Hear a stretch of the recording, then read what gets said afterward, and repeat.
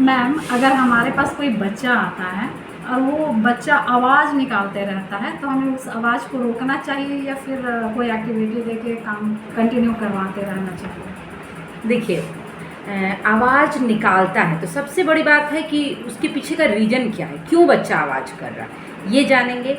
देखिए, आवाज़ निकालने के कई कारण हो सकता है। जो आवाज़ कर रहा है वो बिहेवियर प्रॉब्लम भी हो सकता है, सेंसरी प्रॉब्लम की वजह से भी आवाज़ निकाल रहा है, और वो आपकी बातों से इरिटेट होकर भी आवाज़ निकाल रहा है, ऐसा हो सकता है।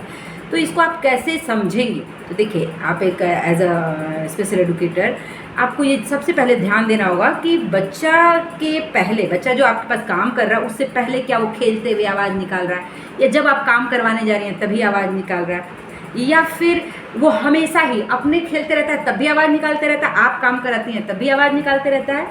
और इस चीज़ को आपको समझना पड़ेगा, तब जाके आप उसका सबसे पहले हमको प्रॉब्लम समझनी होगी, तब उसका सोल्यूशन आएगा। तो मैं आपको बता दूं कि एक पहला कारण आप समझ सकती हैं कि अगर सेंसरी प्रॉब्लम है तो सेंसरी प्रॉब्लम बच्चा ना लगातार आवाज़ करता रहेगा, उसके कान में कोई भी ऐसी आवाज़ जाती है जिससे वो इरिटेट हो रहा है।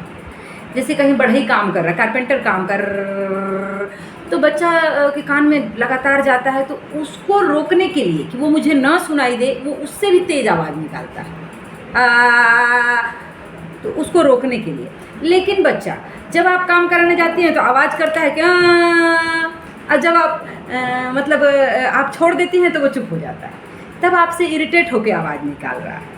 और भी एक और बात कि बच्चे का जार्गन साउंड या जार्गन स्पीच ये आ रहा है, तो उस दौरान वो आवाज़ निकालता है, मीनिंगफुली कुछ आवाज़ हमेशा बड़बड़ाते रहता है, तो वो स्पीच आने के लिए है। तो जब ये जार्गन साउंड या ऐसे कुछ आवाज़ें जो कि बब्बा मम्मा पापा निकाल रहा है, सीख रहा है बोल के, तो उसको तो हम रोकेंगे नहीं। अगर हम समझ पाते हैं कि ये बिहेवियर प्रॉब्लम की वजह से कर रहा है, मैं कुछ काम कराती हूँ तो करता है, इसका मतलब एक कम्युनिकेशन का प्रॉब्लम हो गया कि वो हमसे मना करना नहीं आता है उसको, इसलिए वो रोक रहा है।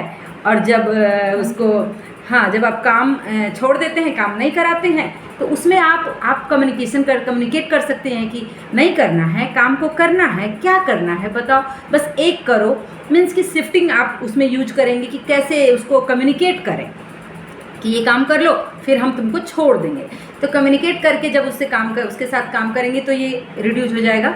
और एक मैंने क्या बताया, अगर कंटिन्यू निकालते हैं, हाँ, लगातार एक आवाज़ निकालते रहता है, तो जैसा कि बताया घर में भी निकालता है, लगातार निकालता है, तो ये हियरिंग का वो प्रॉब्लम है, सेंसरी इश्यू है, हियरिंग का सेंसरी इश्यू है ये।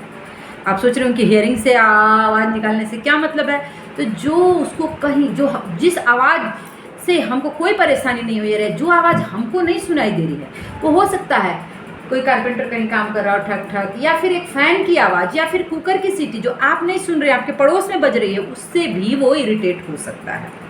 जो कंटिन्यू मतलब वो बैठता है और वो बैठते ही निकालना स्टार्ट करता है, उसकी मम्मी का कहना है कि वो घर में बैठती है। हाँ, बच्चे की बात नहीं बता रही हूँ, वो आपको शॉर्ट लिस्ट करना है कि आखिर रीज़न क्या हो सकता है। एक ये भी रीज़न हो सकता है, ठीक है। तो इसमें आपका रोल ये है कि आप पहले आइडेंटिफाई कीजिए प्रॉब्लम क्यों हो रही है, फिर उसका सॉल्यूशन निकल के आएगा। तो उस आवाज़ निकालने से पहले का व्यवहार क्या था वो आप पता करके हमको बताइए, मैं ज़रूर बताऊंगी कि ये क्यों हो रहा है, ठीक है।